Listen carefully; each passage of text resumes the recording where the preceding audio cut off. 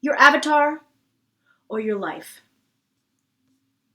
Have you watched the British science fiction show Black Mirror? Well, this year was the scariest episode of Black Mirror ever. That's why yesterday I deleted my Facebook and my Twitter accounts, and why I think you should too. I'm going to lay down a lot of research and links, which you can explore at your leisure.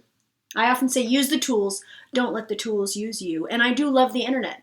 I love YouTube, which is also a social network, I realize.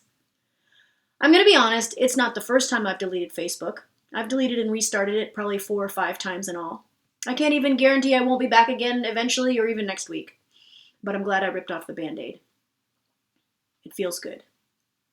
I had to cancel yesterday because I needed to detox, as did millions of people. I don't have cable TV, so I've often considered myself superior to those who get their news that way. But I've had enough of getting my news on Twitter. The news media trades in emotion. Your attention and emotion are the commodity they trade in. Let me repeat that. Your attention and your emotion, critical functions of your brain chemistry, your mind, and your soul, are their business model. Triggering you is their business. Their business is changing the physical structure of your malleable brain. And they're tricking you into thinking they do it for your own good. The news media are not your friends. I know, I'm a freelance writer. I've been a journalist. I've been a magazine editor. It's a business, and the business trades in your emotion. The business does not trade in truth or glorious revelations. It simply trades in your emotion. It's time to stop how we consume media online.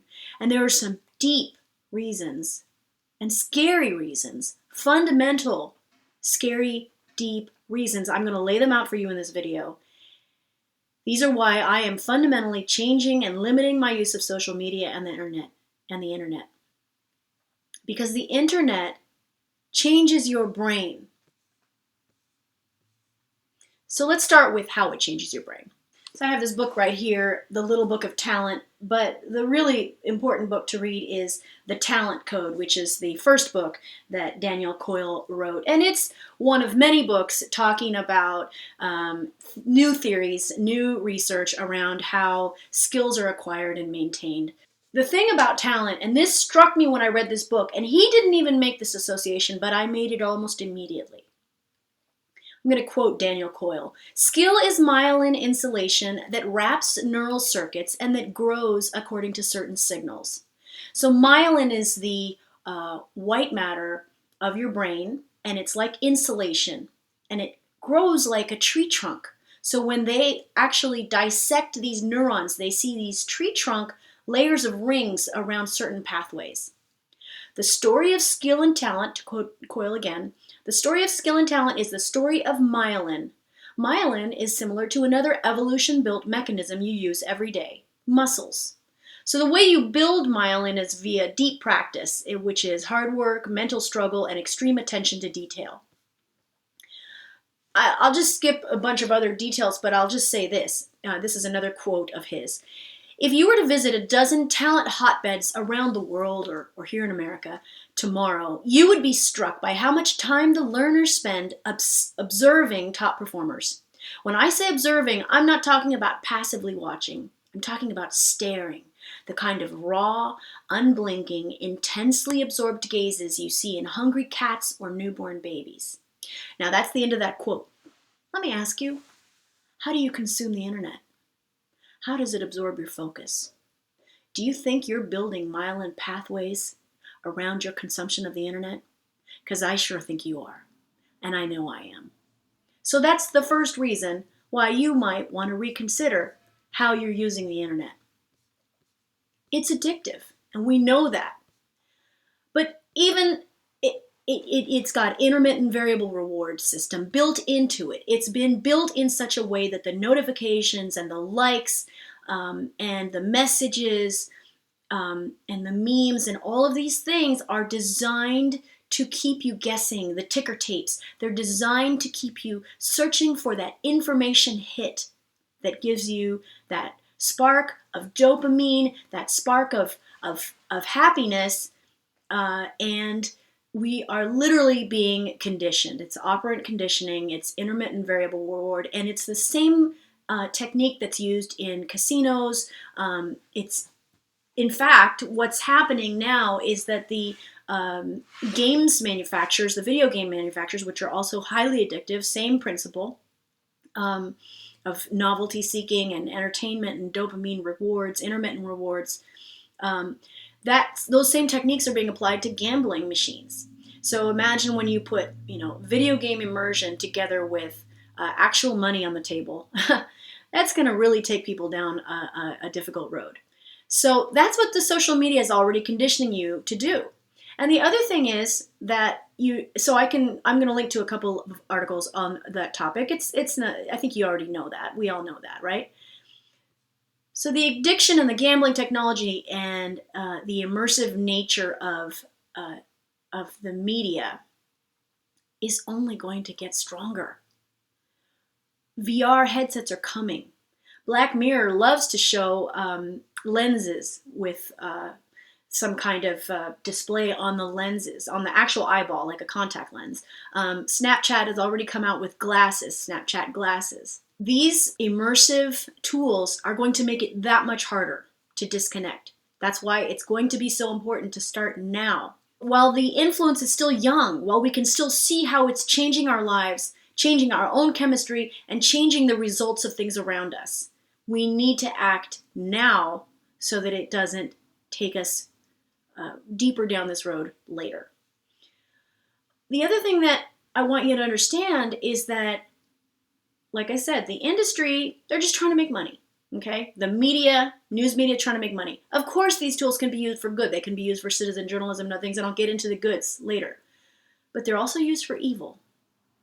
DARPA, the Defense Advanced Research Projects Administration, they are working on influence and propaganda using social media to spread memes and news and beliefs, both to observe maybe those things coming from bad guys, but also to potentially influence us now in real time. Of course, this is not new, going back to, the Mad Men days and all that. I mean, the television, certainly, when I was a kid, there was a sense that, TV was conditioning us all to believe certain ways. And we see it in the movies, and the movies sometimes have been very obvious forms of propaganda for certain types of things and beliefs and cultural norms and war and all sorts of things like that. So this is not new, but what I'm trying to tell you is the delivery mechanism is stronger and stronger. Our ability to withstand it is weaker and weaker, and we're only at the cusp of where it's going. Currently, I'm at least disengaged from it. At least it's a screen. It's a screen that, granted, I can carry around with me, but there is still an element of physical disengagement. What happens when that element is gone?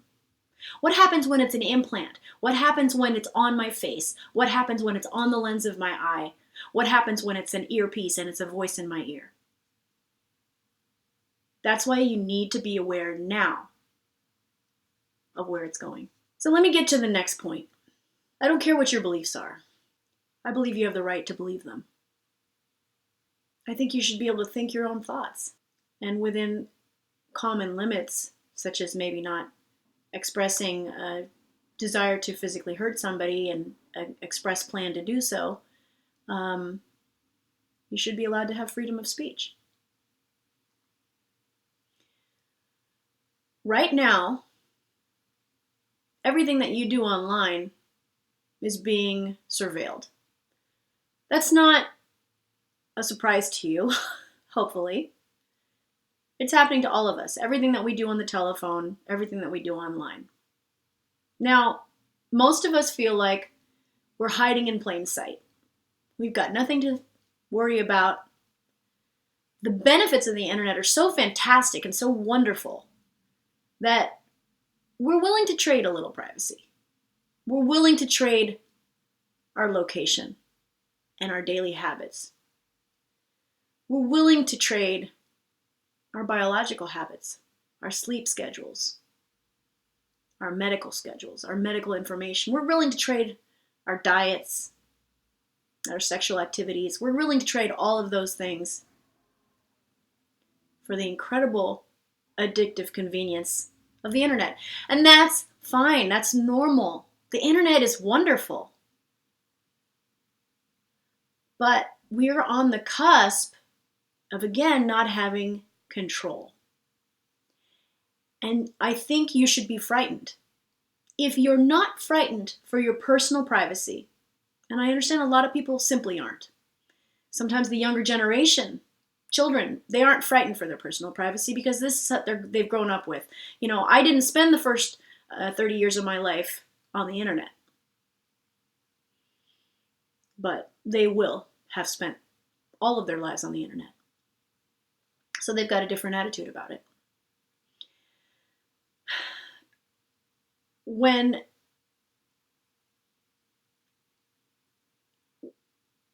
we need to take control now, because even if you aren't afraid for your own privacy, even if you aren't afraid for your own ability to hold divergent thoughts,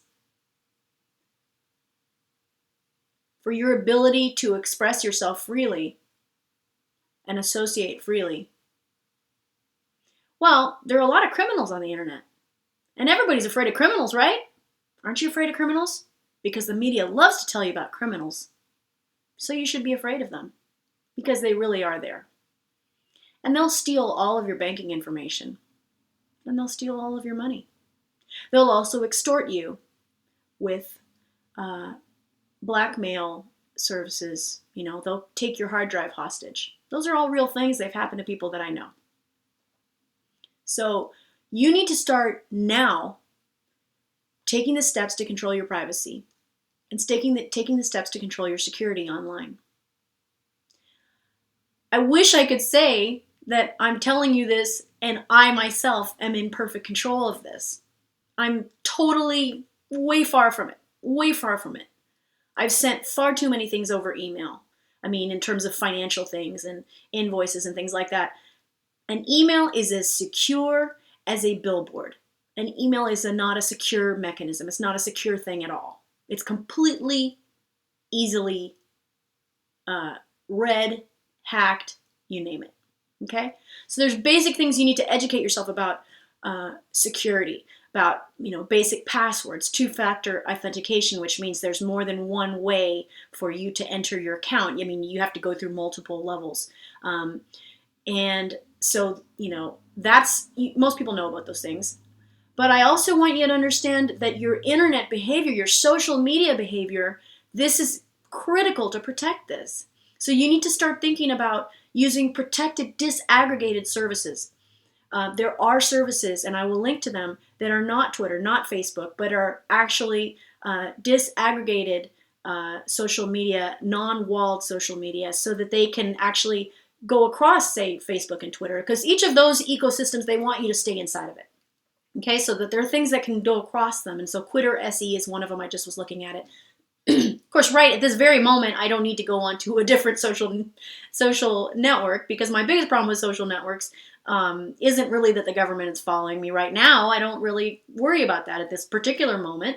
But right now, I'm just trying to deal with my own sanity and my own calming down of my own brain and the information coming into it, and the addictive nature of my interaction with that information feed, that addictive dopamine rush. So that's what I'm trying to do at this moment. But you should be aware that in the immediate future, you need to take steps to change your browser habits. Use search engines like DuckDuckGo, which I have used that for a number of years now. DuckDuckGo doesn't track you. Why are you using Gmail? Now I say this, I'm using Gmail, but you need to stop using Google services for everything, because Google has a huge aggregated picture of your life. And you know what Google's motto is? Don't be evil. If you believe in law of attraction, I can tell you that's a terrible motto for a company to have. Okay? I'm glad that they thought it was funny in the beginning, but it's not funny now, because it's coming true. Your personal data is aggregated and sold. Okay, it already happened with your credit report.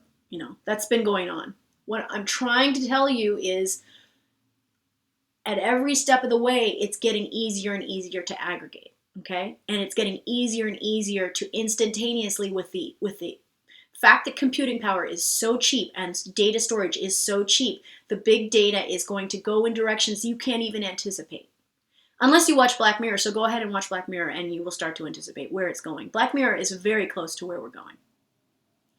Okay, I wrote an essay on quitting Facebook, and another point that I had mentioned in that particular essay, this was from a couple of years ago, was the commoditization and the linear conception of our lives as linear milestones. Is that how your life is? You were born and you're that little baby avatar, and then you graduated and you got the little mortarboard avatar, and then you got married and you had the little ring avatar. Then you died and then you get the little tombstone avatar. That's not my life, and I refuse to be commoditized in that way. The quantized self. Now, it's a great idea. Again, use the tools, don't let the tools use you. Those are things like Fitbit and all these things. Use the tools to change habits and then get rid of them. Or go the old way. Did you know you could put a rubber band around your wrist and snap it every time you wanted to stop thinking a thought or drink water or not eat chocolate or whatever your particular habit was? There are ways to train yourself that don't involve this dopamine addiction. I want you to also understand the asymmetric relationship and loneliness that can come out of social media. Again, I'm on YouTube, I'm talking to you, you have a conception of me, and that conception of me is false. It can only be false because you don't know me, and I don't know you. I'm just a normal person, but I could act strange, I could act silly, and I am strange, and I am silly. And it's only human nature, there's no way around it. But you need to understand that these parasocial interactions that we're having cannot replace human physical interaction. So you need to delete Facebook and Twitter now and interact. And let me tell you another thing. Somebody close to me died this past year, and it was a terrible experience. And I very clearly learned through the process of the funeral and the burial and all of the encounters I had with other people who were grieving, that there was no substitution. As much as I hated it, I didn't want to go. I didn't want to do those things. I had that immediate knee-jerk sense of, let me get behind my computer and numb it away. But your computer can't make you go through the grieving process. You have to be with other people. So I need you to understand that. It's got to stop. And you need to get control of it now before it becomes more invasive. So I'll link to parasocial interaction. It's very important. And it goes into the whole concept of show business and celebrity. And that brings me to creative and personal productivity. So what's been my return on investment in Twitter and Facebook? I built up 10,000 followers on Twitter. I deleted it yesterday. What did I gain out of that? That was just for my own ego. It's all it was. At what cost? To my own productivity. If I don't turn this stuff off, I may never do another album. Why am I on YouTube? YouTube, at the moment, is dovetailing better with where I intend to go with my career. But it could be another rabbit hole. I don't know. YouTube for me has been closer to an experience of self-actualization in the last couple of years. Because as YouTube has changed, the small communities that have started to form have become more supportive and positive for me. Of course, I could find a negative YouTube community, but one thing I'm really happy about is that My channel so far is a controversy-free zone.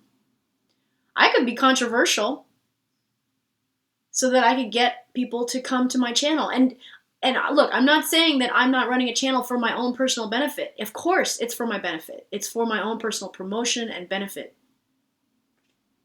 But I am going to, for my own sanity's sake, avoid controversy so that I can enjoy this channel. Because I don't need this channel to be more popular at the cost of my own enjoyment of life. Or yours. So I want to get into the summary here. What's the good of social media, of Twitter, of Facebook? Like I said, my primary addiction has been Twitter. Well, the good has been the citizen journalism, global empathy, non-traditional, minority, iconoclastic views and people, knowledge and research spreading like wildfire, global digital libraries and literature surging, incredible culture accessible to us, the insatiable human desire for stories and storytelling and art and culture. It's all right there. It's pulsating with life and interest. What's the bad? Well, the bad is the shame, the judgment, the labeling, the trolls, the abuse, the doxing, the stalking. Those are the worst things, right? The obvious ones. But the sneakier one is what I started this video with, the commoditization of your attention. And you have to watch for it here on YouTube too. There's going to be more consumerism under sneakier guise. I myself, I might get sponsors, but I'm going to be obvious about it, of course. I mean, people must be. They have to be obvious on YouTube about it anyway. But I'm just trying to tell you, everything has a cost. And you need to start being in control before it becomes more insidious, before you don't have the ability to avoid it. You need to create walls and strengthen those neural pathways that aren't social media based now while you still can. What else can you lose? Well, you can lose your memory. Now that goes back to ancient times when papyrus first came out and people started writing things down. A lot of people said the oral traditions will die out and nobody will remember anything anymore. So this is an old concern, but it's always a valid one. You always need multiple media. You need books, you need paper. You need all of the different ways that we record information as humans. I already talked about rewiring of your brain. The loss of natural instincts. The rewiring of your brain for novelty and stimulation. The loss of patience. The increased dependence on your visual cortex. The increased dependence on your eyes and your ears, to the exception of all of your other senses. You have so many other senses, but you're only using your eyes and a little bit of your ears. Sitting in one place constantly, not really good for you. And your posture, oh my goodness. Your head is evolving to be on a stalk, facing a computer screen. Is that what you want? Or, always looking down. Is that what you want? I'm not saying it's terrible. I'm saying diversify. You need to detox first. Take a break. Delete Twitter. Delete Facebook. Delete Google+. Delete the social media that you are addicted to. Have you ever taken a break from something? A bad relationship, a business, romantic, family, community relationship that's dramatic and tense and full of problems, and you get away from it, and then you get that clarity, and then you wonder, what was I sucked into it? Right now, I am a swirl with emotions, and I keep on getting sucked back into it. I mean, I'm portraying myself as having easily cut this off, but I'm really jonesing, okay? The thing is that when I do go and I look at it, it hurts. So I don't want to be hurt, and I don't want to keep on, and I know the only solution is the distance. Turn off notifications. You don't need any notifications. Do not have social media on your phones. Think for yourself. Read Marcus Aurelius and realize that most human problems have existed for as long as we've been recording them. You'd be amazed. Read Rumi. Read A Brief History of Time and realize how short a blip humanity is on this planet. The fact that we can remember most of our recorded human history shows how finite it is.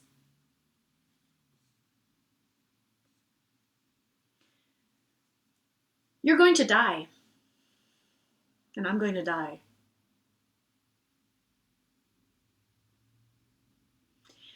Increasingly, we have a sense that our digital avatar is a self that could not just live on the way human writers and artists have lived on in the past and historical figures. Now we feel like our avatar could, through some technical magic, be imbued into some other substance and literally in this physical plane live on as a clone or an automaton containing our soul, a simulation or a singularity, a melding of our body with some sort of technology that keeps us alive. Basically, we're beginning to believe once again in demons and golems. But who's to say that our fear of death, also instinctive, who's to say that if we could somehow save consciousness and memories and soul from corporeal death, would that be better than what actually happens when we die? Would it? Death is the meaning of life. I read a book on immortality a couple of years ago. It's very good, and it talks about immortality through the ages, from Chinese emperors to this day, to the singularity explorers of the Silicon Valley here where I live. I think we all know immortality causes more problems than it would solve. So I want to read you some final thoughts that I came across recently on social media. It's written by NPR commentator Aaron Freeman. You want a physicist to speak at your funeral. You want the physicist to talk to your grieving family about the conservation of energy, so they will understand that your energy has not died. You want the physicist to remind your sobbing mother about the first law of thermodynamics, that no energy gets created in the universe and none is destroyed. You want your mother to know that all of your energy, every vibration, every BTU of heat, every wave of every particle that was her beloved child remains with her in this world. You want the physicist to tell your weeping father that amid energies of the cosmos, you gave as good as you got. And at one point, you'd hope that the physicist would step down from the pulpit and walk to your broken-hearted spouse there in the pew and tell him or her that the photons, all of the photons that ever bounced off your face, all the particles whose paths were interrupted by your smile, by the touch of your hair, hundreds of trillions of particles have raced off like children, their ways forever changed by you. And as your widow rocks in the arms of a loving family, may the physicist let him or her know that all the photons that bounced from you were gathered in the particle detectors that were his eyes.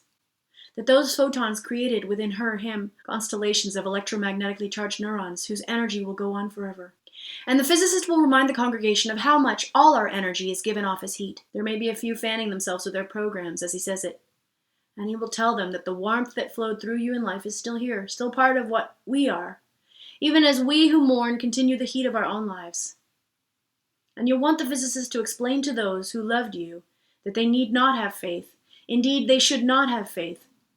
Let them know that they can measure, that scientists have measured precisely the conservation of energy and found it accurate, verifiable, and consistent across space and time. You can hope your family will examine the evidence and satisfy themselves that the science is sound and that they'll be comforted to know your energy is still around. According to the law of the conservation of energy, not a bit of you is gone. You're just less orderly.